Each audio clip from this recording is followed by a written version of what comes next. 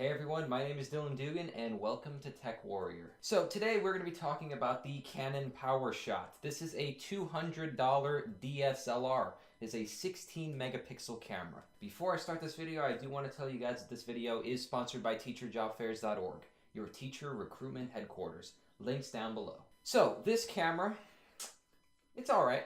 It's alright. I'm going to start the video by saying it's okay. This is a 16 megapixel camera that can go from I believe it's 30 millimeters to 1200 or something like that. It's like a 50 time optical zoom.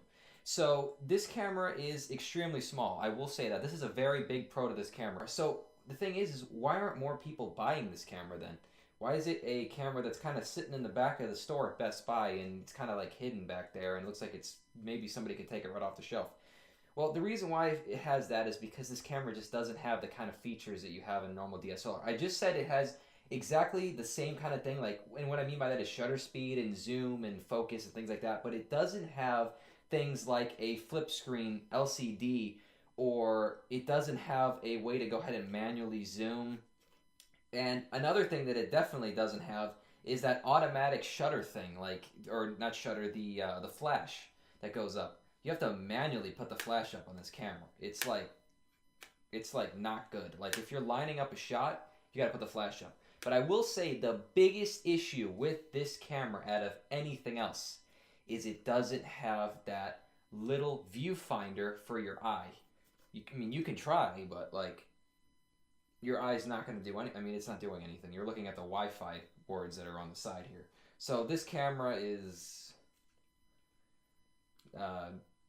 not my favorite, as you can probably tell. It does have that little kind of that screw mount for a tripod, that's pretty good. It has decent battery life, I will say that though, and it doesn't take too long to charge. You just have to kind of press this button here to open it, and then it shouldn't be too bad. Yeah, and then the battery goes in there with a standard, just normal SD card.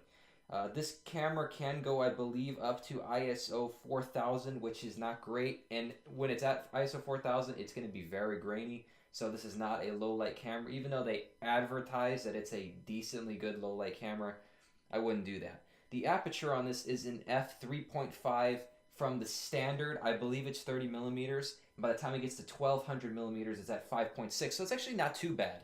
But I will say that a camera of this quality at an f.6 aperture with an ISO at 4000, you're going to get a ton of grain. And I don't even want to compare this camera to a GH4. What I'm going to do though is I am going to compare this camera to a Nikon D3400, which is my favorite camera that I own. It's decently great in low light. It does have that night vision feature, but that doesn't really mean anything because it's unusable footage if you're going to make a short film or something out of it.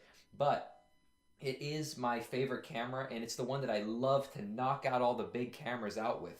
It just takes them and just cripples those big cameras. Like, I've used Blackmagic pocket cameras and Ursas and cameras like that, and anytime I compared it to a Nikon D3400, unfortunately I don't have any footage of that. I really wish I did. But anytime I compared those cameras, they just, I mean, the Nikon D3400, it was almost, you couldn't even tell the difference. And for the price in between those cameras, it's like, it's crazy. And that partially has to do with the Nikon's 24.2 megapixel sensor. I believe it's 0.2, but I do know for sure it's 24 megapixels.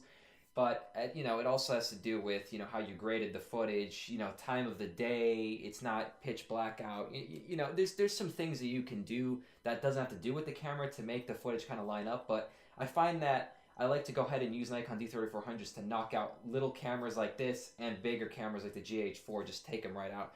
But how bad is this little baby camera, this Canon Powershot? How bad is it compared to a standard DSLR? I mean, I want to know. So I'm going to go ahead and show you guys some shots from each camera, and then you guys can go ahead and tell the difference. They are going to be graded exactly the same, so you can see which camera is one over the other, and I'll tell you guys which one is which. But I really want to know, is it a big difference? Of course, in low light, you're going to just see a huge difference, but is it that bad? Let's go ahead and find out.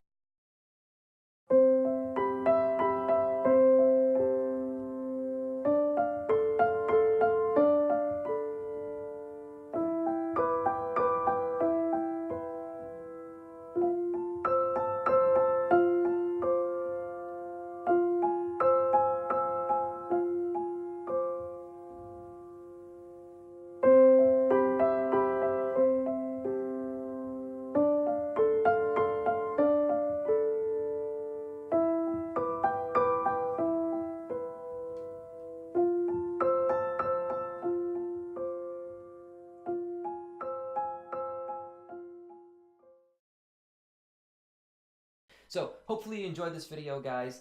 It's been an interesting one. This really wasn't an expected video. I just happened to buy this camera and I decided I wanted to review it. But if you guys enjoyed the video, please leave a like. Check out my Instagram page. I'm going to be showing some pictures that I have taken with this camera aside from this video. And you can also see some other pictures that I've taken with my Nikon D3400, Panasonic GH4. You can compare and contrast which ones you like better. And in my next video, I'm going to be talking about a new camera that I'm going to be buying, which is the Lytro Illume. So stay tuned. I will see you then.